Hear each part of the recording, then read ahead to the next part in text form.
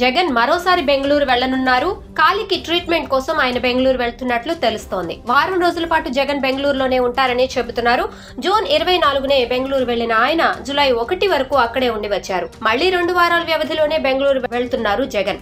AP ఎన్నికల ఫలితాల తర్వాత ఎక్కువ శాతం పులివెందుల బెంగళూరులోనే ఉంటున్నారు జగన్. ఈ నెల 22 నుండి ఏపీ అసెంబ్లీ సమావేశాలు ప్రారంభం కాబోతున్నాయి. అయితే ఈ సమావేశాలకు జగన్ వస్తారా లేదా అన్నది ఇంకా క్లారిటీ రాలేదు. అయితే ఈ రోజు నుంచి తాడేపల్లిలోని నివాసంలో ప్రజా దర్బార్ ప్రారంభించాలని భావించారు. వైసీపీ ద్వితీయ శ్రేణి నేతలు, కార్యకర్తలు, సామాన్య ప్రజల్ని జగన్ కలిసేలా కార్యక్రమాన్ని రూపొందించారు.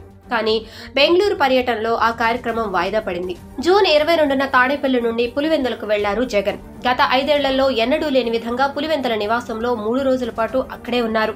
సొంత నియోజకవర్గం పులివెందులలో ప్రజలను నేరుగా కలుసుకునే అవకాశం ఇచ్చారు. ఆ తర్వాత తన పులివెందుల పర్యటన అర్థాంతరంగా ముగించుకుని బెంగళూరులోని ఎలహంకాలోని తన నివాసానికి వెళ్లారు. అక్కడే వారం పాటు ఉన్న జగన్ ఆ తర్వాత విజయవాడకు వచ్చారు. బెంగళూరు నుంచి ప్రత్యేక విమానంలో గన్నవరం విమానాశ్రయానికి చేరుకున్న జగన్ కు వైసీపీ నేతలు స్వాగతం పలికారు. వైసీపీని కాంగ్రెస్ లో విలీనం చేస్తారని కర్ణాటక డిప్యూటీ సీఎం డీకే శివకుమార్ జగన్ ను కలిసినట్లు ప్రచారం కూడా జరిగింది. అయితే ఇదంతా తప్పుడు ప్రచారమని, కొందరు ఉద్దేశపూర్వకంగా టార్గెట్ చేశారని మండిపడ్డారు.